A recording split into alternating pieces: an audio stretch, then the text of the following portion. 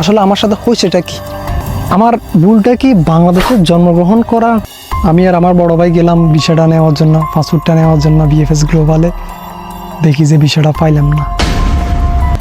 আমি অনেক কান্না করতেছিলাম, মানে অনেক খারাপ লাগতেছিল যে একটা ভাই সৌদি আরব থেকে চলে এসেছিল, তার বেতন ছিল প্রায় 2 থেকে 3 লক্ষ টাকা।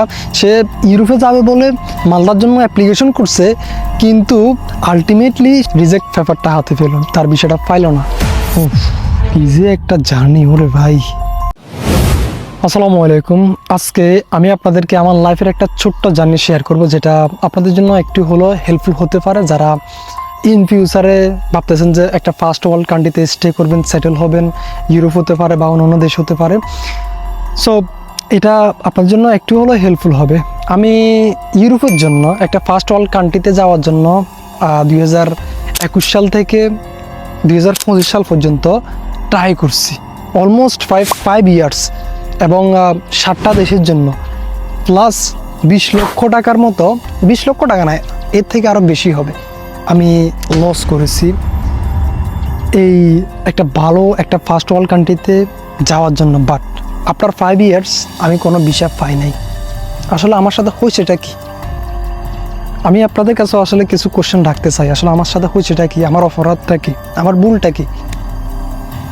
আমার ভুলটা কি বাংলাদেশে জন্মগ্রহণ করা প্লাস বাংলাদেশের পাসপোর্টটার জন্য আবেদন করা এবং বাংলাদেশের পাসপোর্টটা পাওয়া, এটাই কি আমার অপরাধ? এটাই কি আমার অপরাধ? আমি একটা একটা করে আপনাদেরকে বলতেছি। আমি জানি আজকের এই ভিডিওটা হয়তোবা একটু বড় হয়ে যাবে, তবে এটা শিওর যারা শেষ পর্যন্ত দেখবে তারা অনেক কিছু জানতে পারবে, বুঝতে পারবে। এবং সব থেকে বড় কথা হচ্ছে যাই আমার এই 5 বছরের তিক্ত এক্সপিরিয়েন্স জাস্ট একটা ভিডিও থেকে আপনারা পেয়ে যাবেন, এবং সেটা আপনারা ভবিষ্যতে কাজে লাগাতে পারবেন বলে আমি মনে করতেছি। আমি 2021 সালের প্রথম দিকেই প্রথমবার ইউরোপের কোনো একটা দেশের জন্য অ্যাপ্লিকেশন করেছিলাম, এবং ওই দেশটা ছিল মালতা। এবং এটার আগে আমার ফ্রেন্ড, আমার একদম ক্লোজ ফ্রেন্ড, যার নাম হচ্ছে জয়, সে চলে গিয়েছে মালতার ভিসা পেয়ে ফ্রান্সে চলে গিয়েছে। তো আসলে আমি 2016-17 দিকে চিন্তা করছিলাম যে আমি ইউরোপে চলে যাব। তো তখন আসলে এত ভালোভাবে আসলে চিন্তা করি না যে আমি একদম চলেই যাব, বাট চিন্তা ছিল যে আমি যাব। কিন্তু যখন আমার ফ্রেন্ড 2021 সালে চলে গিয়েছে, সে আমাকে শেয়ার করে না যে সে ওই জায়গায় অ্যাপ্লিকেশন করেছে বা এসব, এটা ভাই না করাই ভালো। তো দ্যাটস ওয়াই সে আসলে শেয়ার করে নাই আমাকে। তো যখন সে চলে গিয়েছে আমার কাছে আসলে অন্যরকম লাগছিল যে আমিও এখানে ট্রাই করতেই পারি, যে না ট্রাই করে দেখি, যে দেখা যাক কী হয়। তো সে চলে যাওয়ার পর আমি অ্যাপ্লিকেশন করছি। অ্যাপ্লিকেশন করার পরে আমার ওয়ার্ক পারমিট আসছে। ওয়ার্ক পারমিট আসার পর একটা ফানি মোমেন্ট আপনাদেরকে শেয়ার করি, যে আমি অনেক কান্না করতেছিলাম, মানে অনেক খারাপ লাগতেছিল যে আমি চলে যাব, এত বছর বাংলাদেশে স্টে করার পর থাকার পরে আমি একটা ডিফারেন্ট কান্ট্রিতে চলে যাব, যেখানে আমার মা বাবা নাই, আমার ফ্যামিলি নাই, একা একা সার্ভাইভ করতে হবে। এগুলো ভেবে আসলে একটু খারাপ লাগতেছিল, তো এই জন্য একটু মন খারাপ। বাট তখন আমার ফ্রেন্ড কল দিয়েছিল, যে ফ্রান্সে চলে গিয়েছিল, সে আমাকে কল দিয়ে বলে যে মানে আমি কি পাগল নাকি, বা আমি কেন আসলে এরকম করতেছি। বিকজ এটা তো ঠিক, মনে করুন যে ইউরোপের একটা ভালো একটা দেশে যাওয়া, এটা আমার ক্যারিয়ারের জন্য অনেকটা হেল্পফুল হবে, এইগুলা ভেবে সেইগুলো জানতো, সেজন্য এটা বলছিল আর কি। এবং এটা যে কতটা টাফ, মানে এই বিষয়টা পাওয়া সে জানে, সেজন্য আসলে আমাকে বলছিল যে আমি কি পাগল নাকি, এবং হি ওয়াজ রাইট অ্যাকচুয়ালি। যাই হোক, এরপরে যেটা হয়েছে, পারমিট আসছে। পারমিট আসার পরে আমি ইন্ডিয়াতে গিয়েছি। ইন্ডিয়া যাওয়ার আগে ইন্ডিয়ার ভিসা করেছি, এবং ইন্ডিয়াতে মানে যে বিএফএসে সাবমিট করবো আমার ফাইলটা, ওইখানকার অ্যাপয়েন্টমেন্ট পেয়েছি। ওভারঅল সব কিছু সুন্দর। যাওয়ার পরে এই যে ভাই প্রবলেম শুরু হয়েছে। যাওয়ার পরে মনে করেন যে আমি মানে ইন্ডিয়ার বিএফএস গ্লোবালে, মানে মালতার বিএফএস গ্লোবালে আমি আমার ফাইলটা সাবমিট করতে পারতেছি না। কেন সাবমিট করতে পারতেছি না? এটা হোল্ড করে রাখছে বাংলাদেশের জন্য, মানে বাংলাদেশের পিপলদের জন্য, বাংলাদেশের মানুষদের জন্য। ভাই এটা কোন ধরনের প্রবলেম? এটা কোন ধরনের কথা? হঠাৎ করে হোল্ড করে রাখছেন, কোনো আপনার নির্দেশনা নাই, কোনো অ্যানাউন্সমেন্ট নাই, হঠাৎ করে এটা হোল্ড করে রাখছে। তো যারা আসলে সাবমিট করতে এসেছে বাংলাদেশ থেকে, তো তারা কি করবে এই মুহূর্তে? তারা মনে করেন যে একটা দেশ থেকে আরেকটা দেশে আসতে একটা খরচ আছে, বিমান ভাড়া রয়েছে, এখানে স্টে করতে হলে বাসা ভাড়ার প্রয়োজন রয়েছে। ওভারঅল দেখেন এইসব কিছু না চিন্তা করে তারা হঠাৎ করে হোল্ড করে রাখছে, এবং এটার দায়ভার আমি মনে করি যে আমাদেরই। কেন জানেন, লাইক আমার ফ্রেন্ডের কথাই বলি, আমি আসলে তাকে খারাপ বলতেছি না, সে শুধু তো একা না, যারা আপনার বাংলাদেশে রয়েছে, আমরা কি করি যে মানে ইউরোপের একটা দেশের বিষয় পেয়েছি, like Malta, like Romania, like Poland, like Croatia, এইসব দেশের ভিসা পাওয়ার পরে আমরা কি করি যে ওই দেশে স্টে না করে, ওই কাজ না করে, যে কোম্পানিতে আমাকে নেওয়া হয়েছে ওই কোম্পানিতে কাজ না করে একদম সরাসরি চলে যাই আমাদের পছন্দের একটা কান্ট্রিতে। আমরা জানি যে ইউরোপের 27টা কান্ট্রি রয়েছে, আমি সরি ইউরোপ চেনজেনভুক্ত। আপনি ইউরোপের যে কোনো একটা দেশের ভিসা পেলে 27টা কান্ট্রিতে যেতে পারবেন, চেনজেন ভিসা, এগুলা 27টা কান্ট্রি আপনি ট্রাভেল করতে পারবেন। তো তারা কি করে, ভিসাটা পেয়ে তাদের গন্তব্যে না যে তাদের পছন্দের কান্ট্রিতে চলে যায়, বিকজ এখানে কোনো ধরা বাধা নেই, কেউ আপনাকে আটকাতে পারবে না। বাট আমার কথা হচ্ছে যাই, ওকে আপনি যাইতে পারেন, তবে আপনি কয়েকদিন স্টে করেন না, কয়েকদিন বলতে 4-5 মাস স্টে করেন না। আপনি যে মানুষকে কথা দিয়েছেন, যে কোম্পানির সাথে আপনার ডিল হয়েছে, ওই কোম্পানির কাছে যান, কাজ করেন, এরপরে আপনি ভালো না লাগলে চলে যান আপনার পছন্দের কান্ট্রিতে। বাট ওইটা না করে প্রথমেই চলে যান। তো এই জন্য আসলে তারাও আসলে আর ভিসা দিতে চায় না, তারাও আসলে সন্দেহ করে আমাদেরকে সন্দেহ করে ভিসাটা দেয় না। আমি আসলে ভাই, আমি জানি না আসলে আমার ভিডিওটা কয়জনে একদম শেষ পর্যন্ত দেখবে, বাট আমি আমার জার্নিটা শেয়ার করব, এটা আপনাদের জন্য অনেক হেল্পফুল হবে। আমি আমার ভাইদেরকে বলবো যারা আসলে ইন ফিউচারেও ইউরোপের ভিসা পাবেন, আপনারা দয়া করে, আমি রিকোয়েস্ট করব যে আপনাদেরকে, আপনারা দয়া করে বা আপনারা যে দেশের ভিসা পেয়েছেন ওই দেশে গিয়ে আপনারা স্টে করবেন, আপনারা আপনাদের কোম্পানির সাথে কাজ করবেন, এবং 5-6 মাস পরে আপনারা চলে যেতে পারেন আপনাদের পছন্দের কান্ট্রিতে, শুধুমাত্র বাংলাদেশের মানুষদের দিকে তাকিয়ে, যারা ইন ফিউচারে অ্যাপ্লিকেশন করবে ইউরোপের দিকে যাওয়ার জন্য, তাদের দিকে তাকিয়ে আমার একটা রিকোয়েস্ট। কারণ ভাই দেখেন, যারা এরপরে যাবে আবেদন করবে, তাদেরকে যদি ভিসা যদি না দেয়, তারা ভাই অনেক ডিসঅ্যাপয়েন্টেড, তারা অনেক একটা আগলি একটা সিজনে পড়ে যাবে। কারণ একটা বছর, 1.5 বছর, 2 বছর, 1 বছর ট্রাই করার পরেও যখন আপনি আলটিমেটলি ভিসাটা পাবেন না, তখন শুধুমাত্র আমার কথাই বলতেছি না, যারা আসলে পাইবে না সবার জন্য বলতেছি, তাদের সিচুয়েশনটা অনেক খারাপ হয়ে যাবে। একটা বছর সময়, টাকা, একটা আশা, সো এইগুলা চিন্তা করে ভাই আপনারা দয়া করে এই কাজটা করবেন না। যাই হোক, আমি আমার কাহিনীটা বলি, আমার জার্নিটা বলি। এরপরে আমি যখন আপনার মানে সাবমিট করতে পারলাম না বিএফএসে, কোথায় ইন্ডিয়ার মাল্টা বিএফএস গ্লোবালে যখন সাবমিট করতে পারলাম না, তখন কি করবো বুঝতেছিলাম না। তখন আমি যার মাধ্যমে ট্রাই করতেছি, আমার মামা হয়, মানে আমার ফ্রেন্ডের মামা, সে বলছে ওকে চলে আসো। আমি তারপরে আসলে আমরা 10 দিন স্টে করছিলাম দিল্লিতে, কলকাতায়। এরপরে সিগন্যাল আসলো যে বাংলাদেশে চলে আসো, কিছু করার তো নাই, এখানে হোল্ড করে রাখছে, কয় মাসে এটা ওপেন করে এটার কোনো ঠিক নেই। তো বাংলাদেশে চলে আসলাম। বাংলাদেশে আসার পরে আচ্ছা আরেকটা ঘটনা বলি, ইন্ডিয়াতে তখন অনেক বাংলাদেশি ছিল, যারা মনে করেন যে মানে হতাশ হয়ে গিয়েছিল, অনেক বাংলাদেশি। কারা? যারা মনে করেন আপনার ওই যে মাল্টাতে ফাইল সাবমিট করবে, মাল্টার জন্য ফাইল সাবমিট করবে ইন্ডিয়ার বিএফএসে, মানে ইন্ডিয়াতে মাল্টার বিএফএস গ্লোবালে ফাইল সাবমিট করবে তারা। আমি যে বিল্ডিংয়ে ছিলাম ওইটা মেবি 5 তলা ছিল, এবং ওই 5 তলাতে ম্যাক্সিমাম মানুষ হচ্ছে যে বাংলাদেশি, এবং তারা এসেছে শুধুমাত্র ইন্ডিয়াতে যে মাল্টার বিএফএসে ফাইল সাবমিট করার জন্য। উফ, মানুষের কষ্ট ভাই কি বলবো। আরেকটা কথা বলি, আপনার একটা ভাই সৌদি আরব থেকে চলে এসেছিল, তার বেতন ছিল প্রায় 2 থেকে 3 লক্ষ টাকা। সে ইউরোপে যাবে বলে মালদার জন্য অ্যাপ্লিকেশন করছে, কিন্তু আলটিমেটলি সে একটা ফেক পিপলের আন্ডারে পড়ে গিয়েছিল। মানে তাকে একটা খারাপ লোকে মনে করেন যে একটা ফেক একটা ওয়ার্ক পারমিট ধরাই দিছে, এবং তাকে ইন্ডিয়াতেও পাঠাই দিছে। পাঠিয়ে দেওয়ার পরে সে সুন্দরভাবে আসলে মালতার জন্য অ্যাপ্লিকেশন করছে BFS global. But after 1 month, 1 মাস পরে সে রিজেক্ট পেপারটা হাতে পেল, তার বিষয়টা পাইল না। এটাও একটা আসলে বড় কাহিনী। আসলে আমার বিষয়টা না হওয়ার প্রথম বিষয়টা, মানে প্রথম দেশের বিষয়টা, মালতার বিষয়টা। কারণ দেখেন তখন এমন হয়েছিল যে অনেককে মালতার বিষয় দিতেছিল। তো কিছু এজেন্সি কি করতেছিল জানেন, যখন এতগুলো বিষয় দিতেছিল তারা একটা পারমিট বের করে, একটা ওয়ার্ক পারমিট বের করে তারা কি করছিল, আপনার 10 জন 4-5 জন মানুষকে নিয়ে যেতেছিল, বিষয়ও পাইতেছিল ফেক ওয়ার্ক পারমিট দিয়ে। তো যখন ওই দেশের গভর্নমেন্ট এটা রিয়েলাইজ করতেছিল তখন আসলে আর দিতেছিল না বিষয়। তো মানে দেখেন এরপরে একটা মানুষের, আমি জাস্ট একটা সহজ সরল মানুষের কথা বলতেছি, যখন সে কিছু জানতো না, তার ইচ্ছা ছিল যে সে ইউরোপে যাবে। লাইক ওই মানুষটার কথাই বলি যে সৌদি আরব থেকে চলে এসেছে ইউরোপ যাবে বলে 3 লক্ষ টাকার বেতন ছাড়িয়ে এখানে চলে আসছে।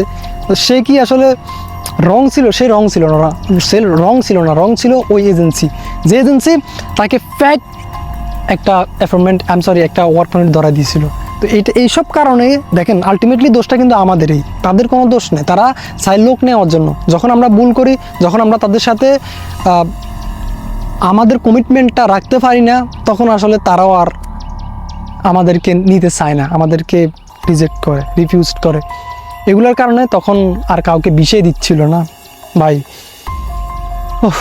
এরপর আমি চলে আসছি, আসলে আমার জার্নিটাতে আবার আসি। এরপর আমি চলে আসছি বাংলাদেশে আসার পরে ওয়েট করতেছিলাম 1 থেকে 2 মাস কখন যে আপনার বিএফএস ওপেন হবে বাংলাদেশে। একটা অ্যানাউন্সমেন্ট আসলে আসছিল বিএফএস গ্লোবাল থেকে যে বাংলাদেশে এটা আপনার ওপেন হবে, যারা আগে সাবমিট করতে পারে নাই। তো হঠাৎ একদিন মনে করুন যে আপনার একটা অ্যানাউন্সমেন্ট আসলো বিএফএস গ্লোবাল থেকে যে যারা সাবমিট করতে পারে নাই, এটা হোল্ড থাকার কারণে তাদেরকে একটা চান্স দেওয়া হবে সাবমিট করার জন্য। তাদের ওয়ার্ক পারমিটের মেয়াদ চলে গেলেও সমস্যা নাই। এত ডিপ্রেশনের মধ্যে ছিলাম যে ভাই কখন আমার পারমিটটার মেয়াদ চলে যাবে ভাই, একদিন চলে যাচ্ছে, মেয়াদ চলে যাচ্ছে ওয়ার্ক পারমিটের। এগুলো নিয়ে অনেক ডিপ্রেশনে ছিলাম। তো হঠাৎ একদিন অ্যানাউন্সমেন্ট আসলো, এই দারুণ একটা খুশির ভাই, ওভারঅল অনেক খুশি ছিলাম, ফ্যামিলি খুশি ছিল, আমি খুশি ছিলাম। তো অ্যাপয়েন্টমেন্ট নিয়ে বাংলাদেশে এবার ফাইলটা সাবমিট করি। কোথায়? বাংলাদেশে মালতার বিএফএস গ্লোবালে সাবমিট করার পরে অনেক খুশি ছিলাম। সাবমিট করলাম, সব কিছু সুন্দর। প্রায় 45 দিন পরে মেল আসলো যে আমাকে আমার পাসপোর্টটা কালেক্ট করতে হবে। ও কি যে একটা জার্নি ওরে ভাই, অনেক ওয়ারিড ছিলাম, টেনশন ছিল যে বিষয়টা পাবো কিনা। আমি আর আমার বড় ভাই গেলাম বিষয়টা নেওয়ার জন্য, পাসপোর্টটা নেওয়ার জন্য বিএফএস গ্লোবালে। দেখি যে বিষয়টা পাইলাম না। রিজেক্ট পেপারে ওনারা রিজন হিসেবে উল্লেখ করছে যে আমরা সন্দেহজনিত কারণে বিষয়টা পাই নাই। আমরা 5 জন সাবমিট করেছিলাম, ওই 5 জনের মধ্যে আমরা 3 জন গিয়েছিলাম একই দিন। আমরা 3 জনে বিষয়টা পাইলাম না। এরপরে ভাই জাস্ট মেন্টালি শেষ হয়ে গিয়েছিলাম। প্রায় 2 বছর না, প্রায় 1.5 বছর আমি এটার পিছনে ছিলাম। 1.5 বছর এটার পিছনে ছুটার পর যখন আমি আলটিমেটলি ভালো কোনো রেজাল্ট না পাই, শুধুমাত্র আমার ক্ষেত্রে না, সবার ক্ষেত্রে আসলে অনেকটা কষ্টদায়ক হবে এই সিচুয়েশনটা। ওইটাই হয়েছিল। এরপর আসলে কী ভাববো, মানে কি করব বুঝতেছিলাম না।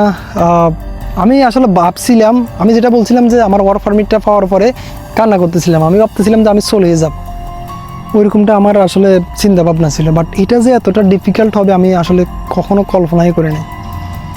তো এরপরে কী ভাববো বা কি করব, কোথায় যাব, আসলে কিছুই আমার মাইন্ডে নাই। কিছুই আসলে মানে চিন্তা করতেছিলাম না যে আসলে অন্য কোনো একটা কিছু করব। আমি জাস্ট শেষ, মানে মনে করেন যে একদম হতাশ। তো যাই হোক, হতাশ হলে তো হবে না। এরপরে আমি ইউরোপের আরেকটা দেশের জন্য ট্রাই করছি। That country was Montenegro. ওইটা ছিল নন চেঞ্জেন দেশ। ওইটার জন্য আমি আপনার এই যে কি পুলিশ ক্লিয়ারেন্স সহ যা যা করার দরকার সব কিছু করছি, এবং 2 থেকে 3 মাস অপেক্ষা করছি। এই 2 থেকে 3 মাস অপেক্ষা করার পরে আমি জানলাম যে এজেন্সি থেকে বা যার মাধ্যমে যাব সে বলছে যে এখানে আর হবে না, মানে এটা বন্ধ করে দিয়েছে বা এখানে আর ওয়েট করতে চাই না। তো দেখেন প্রায় 2 বছর কাছাকাছি হয়ে যাচ্ছে। এরপরে এবারে অ্যাপ্লিকেশন করলাম ইতালির জন্য, যেখানে আপনার মনে করেন যে দুইটা দেশের জন্য দুইটা সেক্টরের জন্য অ্যাপ্লিকেশন করছি, এগ্রিকালচার এবং স্পন্সর। ওইখানে 80,000 টাকা। আমি টাকার অ্যামাউন্টটা আসলে বলতেছি না, বিকজ এটা অনেক লং হয়ে যাবে, অলমোস্ট 14 মিনিটের মতো হয়ে গিয়েছে। যাই জাস্ট আমি আমার জার্নিটা শেয়ার করতেছি। আসলে আমি জানি না আসলে কে কী ওয়াচ করবে কি না, বাট আমি এটা জীবনের একটা জার্নি হিসাবে এখানে রেখে দিতে চাই। যে কোনো মুহূর্তে তো মারা যেতে পারে, বাট এটা থেকে যাবে আমার কথাগুলো। আমি আমার বাস্তবতা মিলিয়ে আমি আমার যে সিচুয়েশনগুলো ফেস করেছি ওইগুলোই বলবো। তো ভাই ভুলে গিয়েছি এখন। তো এবারে মনে করেন যে ইতালির জন্য এগ্রিকালচার এবং স্পন্সরের জন্য অ্যাপ্লিকেশন করছি। অ্যাপ্লিকেশন করার পরে ওয়েট করছি ওইখানে প্রায় 5 থেকে 6 মাস। কোনোটাই আসলে উঠলো না, কোনো স্পন্সর আসলে আসলো না, কোনো কাগজ আসলে উঠলো না। দেখেন প্রায় 2 বছর ওভার হয়ে গিয়েছে। ওইখানে ছিল প্রায় আপনার 80,000 টাকা। আমি ওই প্রথমটার কথা বাদ দিব, ওইগুলোতে প্রায় 3 লক্ষ টাকার মতো গিয়েছে। এখানে প্রায় 80,000 টাকা, প্রায় অলমোস্ট 4 লক্ষ টাকা এখানে শেষ। তো এরপরে এবার অপেক্ষা করতে করতে করতে করতে করতে এরপরে যেটা হয়েছে ভাই, এটা ও মাই গড, আমার জীবনের অন্যতম সেরা একটা শিক্ষা। আমি একটা এজেন্সির সন্ধান পেলাম ঢাকাতে। ওইখানে মানে ভাই একটা মানুষকে আমি ট্রাস্ট করেছিলাম, বিশ্বাস করেছিলাম। ওটা হচ্ছিল একটা মেয়ে, আমি তাকে বোন বলেছিলাম, সে আমাকে ভাই বলেছিল, এবং আমাদের মধ্যে একটা ভালো একটা সম্পর্ক তৈরি হয়েছিল। এগুলা ভাই আপনারা ভাববেন না যে রিলেশনশিপ বা এগুলা, আমি I don't like this kind of think. আমি ভাই একটা কথা বলবো আপনাদেরকে, আমি সবসময় ট্রাই করছি যে কীভাবে লাইফে ইমপ্রুভ করা যায়, ভালো কিছু করা যায়। ওইটাই আমার আসলে আমার লাইফেও গার্লফ্রেন্ড বলেন, ওইটা বলেন, ওইগুলোর দিকে আমি আসলে ফোকাস দিই নাই। তো বোন হিসাবে আসলে ধরেছিলাম, সে আসলে ওই এজেন্সিতে কাজ করেছিল। মানুষকে তো বিশ্বাস করাই যায়।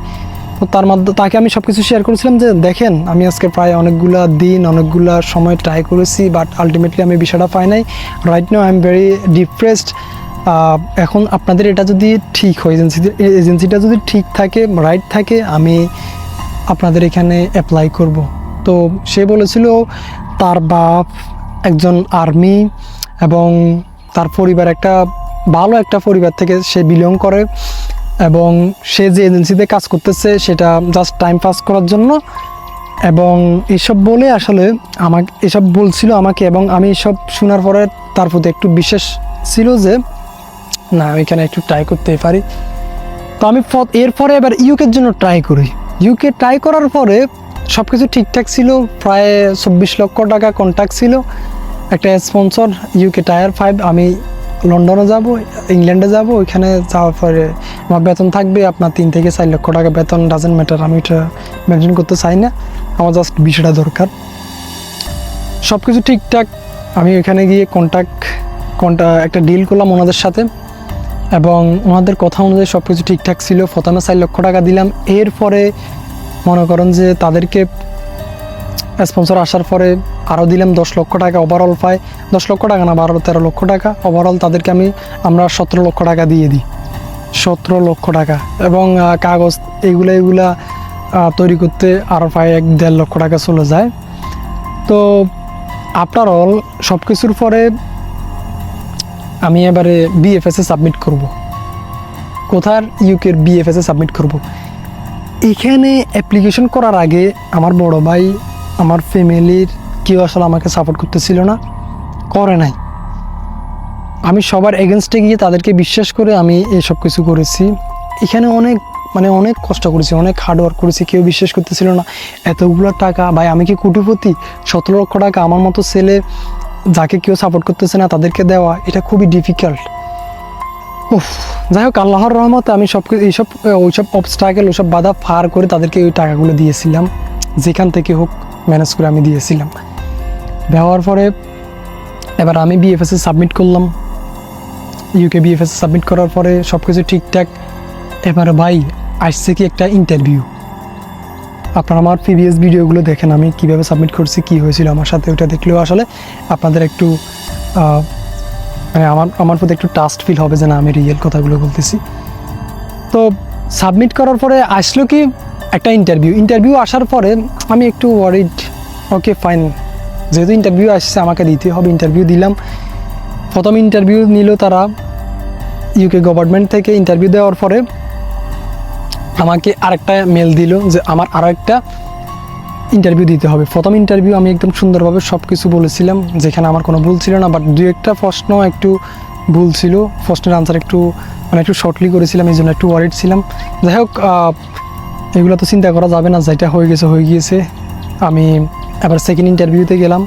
সেকেন্ড ইন্টারভিউ হয়েছিল একদম বিএফএসে হওয়ার কারণে একটু বেশি নার্ভাস ছিলাম। বাট যখন বিএফএসে গেলাম আমি সুন্দরভাবে আমি মনে করেন যে আমার আনসারগুলো দিয়েছিলাম, বিকজ আমি যে কাজের জন্য অ্যাপ্লিকেশন করছিলাম ওই কাজটা আমি 2020 সাল থেকে করতেছিলাম, এবং ইউকের জন্য অ্যাপ্লিকেশন করছিলাম প্রায় 2024 সালে। তো সব কিছু ঠিকঠাকভাবে করছিলাম, আনসার করেছি, এবং আমি অনেক কনফিডেন্ট ছিলাম যে আমি বিষয়টা পেয়ে যাবো, এখানে জীবনও মিস হবে না। বাট ভাই, যেটা আমার সাথে হয়েছে, যখন আসলে আমি রিফিউজড লেটারটা পাইলাম বিএফএস গ্লোবাল থেকে, মেন্টালি ভাই আরও শেষ। এখানে মিস হওয়ার কোনো চান্স নাই। আমি ঠিক সব কিছু ঠিক ওই মুহূর্তে, কিন্তু শুধুমাত্র আমাকে না, কাউকে আসলে বিষয় দিচ্ছিল না। আমাকে রিজন হিসেবে কি দিছে জানেন? 9টা কোশ্চেনের আনসার আমার শর্টলি হয়ে গিয়েছে, এই জন্য আমাকে তারা রিফিউজ করেছে, এই জন্য আমি রিফিউজড হয়েছি। আমার বিষয়টা ফাইনাল। দেখেন ভাই, আপনাদের কাছে একটা কোশ্চেন, 40টা কোশ্চেন করার পরে আপনি যদি এই 40টা কোশ্চেনের 30টা আনসার সুন্দরভাবে দেন, কনফিডেন্টলি দেন এবং প্রপারলি দেন, যেখানে কোনো ভুল নাই, তাহলে আপনি বিষয়টা কেন পাইবেন না? ওকে ফাইন, আমি মানছি যে আমার একটু রং ছিল। আমার এই রংটাও কেন হয়েছে জানেন? একটা ট্রান্সলেটর নিয়েছিলাম, ওই ট্রান্সলেটর কী করছে, আমাকে বারবার বলছিল, স্যার আপনি একটু শর্টলি আনসার করেন, কারণ আমি শর্টলি আনসার করলে সে শর্টলি তাকে বলতে পারবে, ট্রান্সলেটরকে। তার দায়িত্বটাই হচ্ছে যে আপনার ট্রান্সলেট করা। তাকে বড় কিছু দিলে তার ট্রান্সলেট করতে অনেক প্রবলেম হবে, এই জন্য আসলে তার সুবিধার্থে সে কথাটা আসলে আমাকে বলেছিল, আমি যেটা আসলে রিয়েলাইজ করতেছি আর কি। যাই হোক, আমি আর কিছু জানি না, এখানে আর কিছু বলতে চাই না। তো এবারে কি করব ভাই, দেখেন অলমোস্ট এতগুলো বছর চলে গিয়েছে। এবার ওনাদের সাথে যেটা কন্ট্যাক্ট হয়েছিল যে ভিসা যদি কোনো কারণে যদি না হয়, তাহলে আমার টাকাগুলো 3 মাসের মধ্যে ব্যাক দিয়ে দিবে, একদম সম্পূর্ণ টাকা, 17 লক্ষ টাকাই দিয়ে দিবে। তো এবারে ওই লোকটাকে আমি বিশ্বাস করছিলাম, এজেন্সির ওই লোকটা আমাকে বারবার বলেছিল, একটা বয়স দিয়েছিল বিষয়টা না হওয়ার পরে, যে সারোয়ার দেখো আমি আছি, তুমি যাবাই ইউরোপ, তুমি একটা ভালো কান্ট্রিতে যাবাই, একটু বিশ্বাস হয়েছিল। এবং ওই বয়সটা শোনার পর আমার ওনার প্রতি একটু ভালোবাসাও বেড়েছিল, ট্রাস্ট ফিল করছিলাম। আমি কান্না করতেছিলাম। ওই মুহূর্তটা ছিল আমাদের ফেনীর স্টার লাইনে বাস কাউন্টারে। আমি সরি, একটু শাই ফিল করতেছি, কান্না করতেছিলাম আমি তখন। এবং কি করব জানি না, তখন আমি কি করতেছিলাম, তাদের এজেন্সিতে গিয়েছিলাম, ঢাকাতে যাচ্ছিলাম। তো এবারে উনি আমাকে বলছিল যে তুমি আমাদের এজেন্সিতে থাকো, 1 মাসের মধ্যে যে কোনো জায়গায় তোমাকে পাঠা দিবে ইউরোপের। কারণ আমি আর মেন্টালি ঠিক ছিলাম না, আমি ভাবছি যে এখানে থাকবো, আমি আর বাসায় যাবো না, ওনারা যে কোনো একটা ব্যবস্থা করে দিক, আমি ইউরোপে যাবো। এই কারণে এতগুলো সময় এতগুলো টাইম আমি ওয়েস্ট করছি, আর আমি চাই না আসলে ওয়েস্ট করতে। আমি চাই যে কোনো দেশে আমি চলে যেতে, একটা ভালো একটা কান্ট্রিতে, ইউরোপের। তারাও আসলে আমাকে আশ্বাস দিয়েছিল যে চলে যাবে খুব দ্রুত, এবং তুমি আমাদের এজেন্সিতে থাকো। 4-5 দিন ছিলামও আমি কিন্তু ওনাদের এজেন্সিতে। বাট একটা জিনিস আমি চিন্তা করছিলাম যে না, এখানে আসলে তাদের এখানে থাকলে অনেক অকওয়ার্ড দেখায় সিচুয়েশনটা। এটা একটা এজেন্সি, এখানে এটা আমার বাসা না, আমি যেটা চিন্তা করছিলাম। এই জন্য আসলে আমি এখান থেকে চলে এসেছিলাম, এবং তাদেরকে বলছিলাম যে 1-1.5 মাসের মধ্যে যে কোনো একটা দেশে আমাকে পাঠানোর জন্য। ওনারাও আসলে বলছিল যে হ্যাঁ, পাঠাতে পারবে। তো ওনারা এবারে সব কিছু বিবেচনা করে পোল্যান্ডের জন্য অ্যাপ্লিকেশন করছে। পোল্যান্ডের জন্য আমাকে যেটা বলছে আর কি, অ্যাপ্লিকেশন করছে কিনা আমি জানি না। তো ওইটার জন্য আবার 3 মাস আমি অপেক্ষা করলাম। অপেক্ষা করার পরে ওনারা বললো যে হঠাৎ করে একদিন আমাকে বলে 2025 সালের জানুয়ারি মাসের 7 তারিখে যে দেখো, আর তুমি যদি বড় একটা কান্ট্রিতে যেতে চাও তাহলে আমার কাছে একটা বড় কান্ট্রি আছে। তোমার স্বপ্ন যদি পূরণ করতে চাও, এত তো কষ্ট করছো, এত হার্ডওয়ার্ক করছো, এত বছর সময় যেহেতু নষ্ট করছো, এবারে জাস্ট যেহেতু যদি বড় কোনো কান্ট্রিটাতে যেতে চাও তাহলে নিউজিল্যান্ডের পার্শ্ববর্তী একটা দেশ, ওইখানে চলে যাও, যার নাম হচ্ছে কুক আইল্যান্ড। এবং এটাতে সর্বোচ্চ 2 মাসে আপনি ইউরোপের ভিসা পেয়ে যাবেন, সর্বোচ্চ। এবং এইসব কথা বলার পরে আমি একটু ট্রাস্ট ফিল করতেছিলাম যে না, এখানে আসলে অ্যাপ্লিকেশন করা যায়। এবং প্লাস এখানে 100% ভিসা হবে, 500% ভিসা হবে, 1100% ভিসা হবে। ওই রকম আসলে একটা ইন্টেনশন ছিল, ওনারা আসলে আমাকে গ্যারান্টি দিয়েছিল। প্লাস আমি তো ভাই ব্যাংক থেকে টাকা নিয়েছিলাম এবং মান্থলি আসলে ব্যাংকের টাকাগুলো দেওয়া লাগতেছিল। এবং ওনারা আমাকে আশ্বাস দিয়েছিল যে তারা মান্থলি আমার টাকাটা পে করবে, ব্যাংকের টাকাটা। আফটার অল এই সব কিছুর পরে আমি না, সবাই আসলে বিশ্বাস করবে যে না, আমি এখানে অ্যাপ্লিকেশন করতেই পারি, ওই মানুষটাকেও বিশ্বাস করবে। আমি এবার চিন্তা করছি যে না, আমি ওনাকে অনেক রিকোয়েস্ট করছিলাম যে ভাই সুন্দরভাবে জিনিসটা করুন, আমি আপনাকে বিশ্বাস করি। এবং কন্ট্যাক্ট নিয়ে আসলে কোনো কথা হয় নাই, কোনো ডিল হয় নাই, কোনো কাগজে কোনো ডিল হয় না যে এই জিনিসটা এগুলো হবে, বাট আগে হয়েছিল। এবার আমি বিশ্বাস করে ওনাকে দিয়েছিলাম। বাট উনি আমাকে বলছিল যে এখানে যদি বিশ্বাস যদি না হয়, উনি আমাকে জরিমানা দিবে এর জন্য। যাই হোক, এবার আমি একমত হলাম, ওনার সাথে অ্যাগ্রি হলাম এবং ওটার জন্য এবারে অ্যাপ্লিকেশন করলাম। আমি বলছি যে ভাই 2-3 দিনের মধ্যে অ্যাপ্লিকেশন করে ফেলেন, যেহেতু 2 মাস আমি চলে যাবো ওইখানে। এবার হয়েছেটা কি জানেন, আমি এই 2 মাসে ঢাকা চলে গিয়েছিলাম একটা কাজে। আমি ভাবছি যে 2 মাস পরে আমি আসবো এবং চলে যাব, ওইভাবে কথা হয়েছিল। বাট এর আগে আমি রাত্রে 2-3 বার ওনাকে কল দিয়ে বলছিলাম যে ভাই দয়া করে আপনি যাচাই বাছাই করেন এখানে কি 100% ভিসা হবে কিনা। যদি না হয় আপনি আমার অ্যাপ্লিকেশনটা করবেন না ভাই, আমি রিকোয়েস্ট করতেছি, এভাবে আসলে বলছিলাম। সে এক পর্যায়ে আমাকে হঠাৎ করে আমার সাথে গরম হয়ে গেল, বললো যে আমি কি আপনার সাথে কি ফালতুমি করতেছি, এই কথাটা আসলে সে আমাকে বলছিল। এরপরে আমি আসলে তার সাথে কথা বাড়াতে চাই নাই এবং এভাবে আসলে শুনতেছিল। আমি ঢাকা চলে গেলাম এবং 4 মাস পরে আমি জানতে পেলাম যে আসলে 4 মাস পরে না, 3-4 মাস পরে আসলে ওয়েটিং অপেক্ষা করতেছিলাম ভাই, ভিসাটা কই, পারমিটটা কই, কিছুই হচ্ছিল না। যেখানে কথা ছিল 2 মাস, 5 মাস চলে যাওয়ার পরে কোনো কিছু নেই, কোনো রেজাল্ট নেই। হঠাৎ করে তো আমি ওনাকে জিজ্ঞেস করলাম ভাই আমার কী অবস্থা। সে আমাকে বললো যে সে আমাকে কিছু বলে নাই। আমি এজেন্সিতে গেলাম, এজেন্সিতে যাওয়ার পর উনি আমাকে বলছে যে আমি সরি, আসলে ওই যে আপনার কুক আইল্যান্ডের ব্যাপারটা শিফট করে আমরা অন্য একটা দেশে ট্রাই করছি, ওই জিনিসটা হয় না, এই জন্য আমি আসলে আন্তরিকভাবে দুঃখিত। দেখেন ব্যাপারটা এবারে। যাই হোক, এরপরও আসলে আমি তাকে বিশ্বাস করছিলাম, আমি কতটা ফলো ছিলাম, দেখেন আমি কতটা বোকা ছিলাম। সে এর মধ্যে আপনার একটা দেশের জন্য অ্যাপ্লিকেশন করছে, সে দেশটা হচ্ছে যাই স্লোভাকিয়া। তো দেখেন ভাই, এখানে অ্যাপ্লিকেশন করার পরেও আপনার 1 থেকে 2 মাস হয়ে গিয়েছে, বাট এখনও কোনো রেজাল্ট আসে নাই। এবার দেখেন আপনার কাছে কেমন লাগে। এই লোকটা আফটার ইউকে ভিসা রিজেক্ট হওয়ার পরে তার কথার সাথে কাজের কোনো বিন্দু পরিমাণ মিল পায় নাই। এক একটা সময় এক একটা কথা বলছে, বাট ওই সময়টাতে আমার অনেকগুলো টাকা তার কাছে ছিল, প্রায় 17 লক্ষ টাকা। যাই হোক, এরপর আমি ওর এজেন্সিতে যাই। বাট আমি ওনার এজেন্সিতে যাওয়ার পর উনি আমাকে বলছে যে 7 দিনের মধ্যে আপনার একটা পেপার আসবে, ওই দেশের একটা পেপার আসবে। আমি মনে করছিলাম যে সেটা ওয়ার্ক পারমিট হবে, বাট একটা অফার লেটার এসেছিল। তো এরপরে আমার বড় ভাই সব কিছু জানার পরে, বুঝার পরে, সে আর এখানে স্টে করতে চাচ্ছে না। সে মনে করেন যে কাতার থেকে চলে আসছে, কাতার থেকে এসে ওনাদের এজেন্সিতে গেছে এবং সে সব কিছু জানার পরে আসলে তাদেরকে বলছিল ভাই আমি আমার বাইকে আর কোনো দেশে ফাটাবো না, আপনারা আমার টাকাগুলো দিয়ে দেন, আমাদের টাকাগুলো দিয়ে দেন। এবং কি ওনাদের এজেন্সিতে গিয়ে অনেক অনেক খারাপ ভাষা আসলে সে ব্যবহার করছিল। তো আমার ভাই যখন এই ভাষা ব্যবহার করলো আমি একটু আমার নিজের খারাপ লাগতেছিল, বাট আমি আমার ভাইকে কিছু বলি নাই, কারণ সে অনেকগুলো টাকা আমার জন্য ইনভেস্ট করেছে। টাকা আর্ন করতে অনেক কষ্ট হয়, এই জন্য আসলে আমি কিছু বলি নাই। তো ওই লোকটাকে ওই দিন অফিসে পাই নাই। ওই লোকটার সাথে কথা হয়েছে যে আরেকদিন সে দেখা করবো। আমরা চলে আসছি ঢাকা থেকে আমাদের ফেনীতে, আবার গেলাম ওনার সাথে দেখা করতে।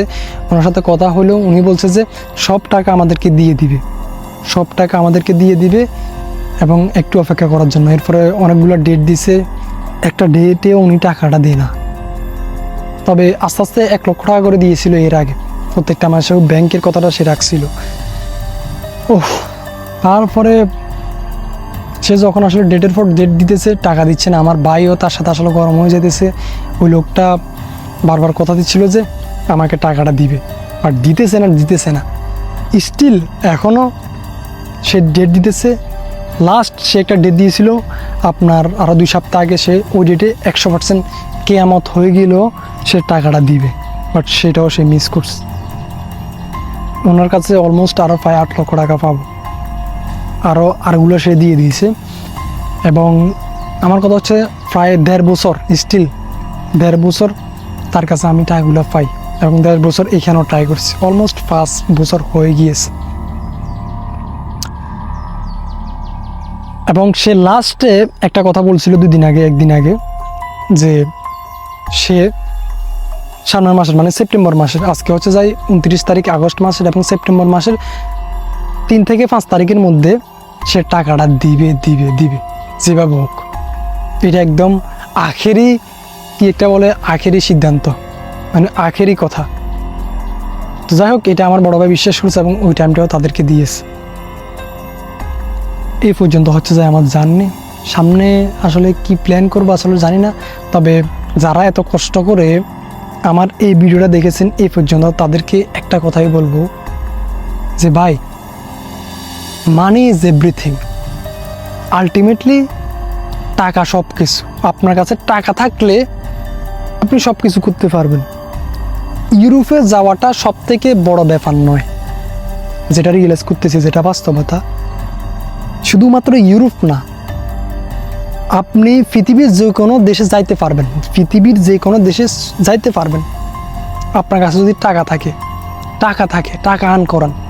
আই ওয়াজ ভেরি ফলিশ, আমি অনেক বোকা ছিলাম, এই জন্য আসলে এতগুলো সময় ইউরোপে যাওয়ার জন্য অ্যাপ্লিকেশন করেছিলাম।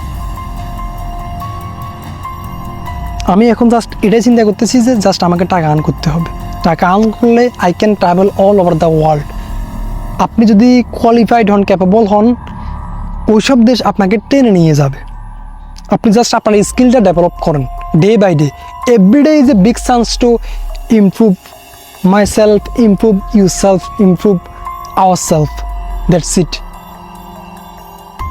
টাকার পিছনে যান, টাকার পিছনে, এবং আপনার যে জিনিসটা ভালো লাগে ওইটা করেন। দেখেন ভাই, একটা দেশে যাওয়া মানে আপনার জাস্ট পরিবেশটা চেঞ্জ করা, এটা অনেকটা হেল্পফুল। বাট এখানে হবে কি, জাস্ট আপনার দেশটা চেঞ্জ হবে, আপনাকে ওইখানেও কাজ করতে হবে। ওইখানে যাওয়ার পরেও 20-30 লক্ষ টাকা খরচ করে যাবেন, ওইখানেও কাজ করতে হবে।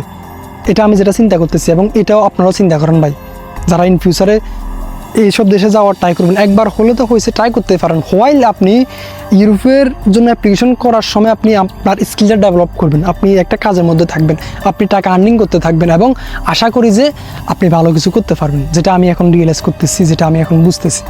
আমার কথা হচ্ছে যাই, আমি টাকা আর্ন করবো, আমি নিজেকে অনেক স্কিলফুল তৈরি করব, অনেক কোয়ালিফাইড তৈরি করব, দেন আমার টাকা আসবে। টাকা আসবে কীভাবে? আমি যদি নিজেকে স্কিলফুল তৈরি করতে পারি, তাহলে ওই স্কিল থেকে আমি টাকা আর্ন করতে পারবো। স্কিললেস কেউ আসলে বেশি টাকা আর্ন করতে পারেন না। Just focus on your goal, focus on your self. Application করতে পারেন, বেশি না হতে পারে। আপনি কি হতে চান ইন ফিউচারে? এই যে আমি আপনাদেরকে একটা উদাহরণ দিই, হয়তো বা কথাগুলো অনেক মোটিভেশনাল হয়ে যাচ্ছে। আমি নিজে আসলে এই অনেক ব্যর্থ একজন মানুষ, তারপরে আসলে কথাগুলো আপনার জন্য অনেক হেল্পফুল হবে। দেখেন, এই যে রোনালদো, তার দেশ হচ্ছে যে কি পর্তুগাল, একটা ইউরোপের দেশ, সেনজেন কান্ট্রি। সে অনেক গরিব ছিল, সে আপনার ঝাড়ু দেওয়ার কাজ করতো। ওইখান থেকে সে এখন বর্তমানে ওয়ার্ল্ডের সেরা প্লেয়ার। কেন? তার দেশের জন্য? সে সে যদি আপনার বাংলাদেশে জন্মগ্রহণ করতো এবং সে বর্তমানে আজকের এই অবস্থা থাকতোই, কারণ সে অনেক হার্ডওয়ার্ক করেছে, আল্লাহ আপনাকে, আমাকে, আমাদের সবাইকে সব কিছু দিয়েছে। ব্রেন দিয়েছে, চোখ দিয়েছে, নোজ দিয়েছে, মাউথ দিয়েছে, চেস্ট দিয়েছে, আমাদেরকে হ্যান্ড, মানে আমাদের পুরো বডিটা হচ্ছে আল্লাহ তাআলার একটা নিয়ামত। তো আল্লাহ তাআলা আপনাকে দিয়েছে, আপনি জাস্ট আপনার হার্ডওয়ার্কটা করেন, বাট রেজাল্ট দেওয়ার মালিক আল্লাহ। রেজাল্ট আল্লাহ তাআলাই দিবে। Allah is very generous, Allah is very kind, আল্লাহ অনেক দয়ালু। আপনি যদি হার্ডওয়ার্ক করে থাকেন এবং আল্লাহ সব কিছু দেখে, ভালো কিছু করে থাকলে আল্লাহ তাআলা আপনাকে ওইটা দিবে। ভালো কিছুর ফল ভালোই হয়, এটা তো সিম্পল, আমরা জানি। কর্মই হচ্ছে যাই one of the most important thing. টাকা আর্ন করেন, একদিন আপনি পুরো ওয়ার্ল্ড ট্রাভেল করতে পারবেন। অ্যাপ্লিকেশন করবেন, ভিসা হবে, অ্যাপ্লিকেশন করবে, ভিসা হবে। আর্ন করেন, পৃথিবীর যে কোনো দেশে যাবেন, আপনি টাকা আর্ন করতে হবে আপনার চলার জন্য। তো আপনি কী হতে চান ওটা নির্ধারণ করেন। কী করতে চান আপনি ভবিষ্যতে, কী হতে চান এই দুনিয়াতে? আমরা সবাই আসলে একদম শর্ট সময়ের জন্য এসেছি, একদম শর্ট সময়ের জন্য এসেছি। তো এই টাইমে আপনি কি করবেন সেটা আপনার ডিসিশন। কি হবেন আপনি মৃত্যুর আগে, আসলে আপনি কি করে যেতে চান, ওইটা টোটালি আপনার সিদ্ধান্ত। এই জীবনটা আবার আল্লাহ তাআলা আপনাকে দিবে না, এটা একটা chance to create history create করার একটা বড় চান্স। আল্লাহ হাফেজ। আপনাদেরকে হয়তো বা অনেক অ্যাডভাইস দিতেছি, আমি নিজেও একজন ব্যর্থ মানুষ, বাট আল্লাহ দেখতেছে আমি কি করতেছি, চেষ্টা করতেছি। দোয়া করবেন, আল্লাহর রহমতে হয়তো বা ভালো কিছু সামনে পেতেও পারি। আপনাদের প্রতি অনেক কৃতজ্ঞতা যারা এত কষ্ট করে এই পর্যন্ত দেখেছে। আর একটা রিকোয়েস্ট করব, আমার জন্য একটু দোয়া করবেন। আমি mentally right now very sick, আমি অনেক অসুস্থ মেন্টালি, ফিজিক্যালিও। ওভারঅল আমি একটা ডিফারেন্ট একটা সিচুয়েশনের মধ্যে দিয়ে আছি। আমি জানি না আসলে এই কথাগুলো আপনাদেরকে কেন বলছি। অলমোস্ট 40 মিনিট হয়ে যাচ্ছে, বাট এটা আমার জীবনের একটা লেসন আমি শেয়ার করলাম আমার এই ভিডিওতে। আল্লাহ হাফেজ। অনেক কৃতজ্ঞ সাথে থাকার জন্য। আপনারাও ভালো থাকবেন, আমি সবার জন্য দোয়া করি। আল্লাহ হাফেজ, আসসালামু আলাইকুম।